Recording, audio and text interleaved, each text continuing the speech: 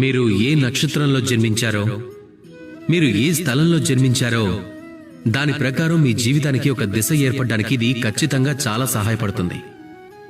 కానీ మీరు ఏ రాశిలో జన్మించారో, అలాగే మీకు ఏ పేరైతే ఉంటుందో, ఇవే మీ భవిష్యత్తును నిర్ధారించాలన్న అవసరమేమీ లేదు.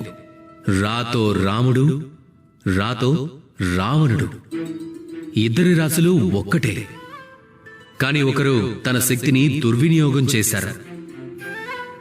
స్వర్ణ లంకాధిపతి రావణుడు దశ దిశల్లో విజయాన్ని సాధించేవాడు, కాని తన చావుని కొని తెచ్చుకున్నాడు.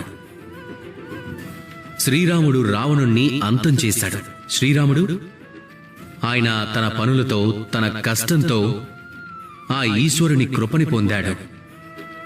14 ఏళ్ల వనవాసాన్ని అనుభవించాడు. తనకు కష్టం వచ్చినా కూడా తన రాజ్యం నుంచి సహాయం తీసుకోలేదు. అడవిలో స్వయంగా కోతులతో, ఎలుగుబంట్లతో ఒక సైన్యాన్ని తయారు చేశాడు.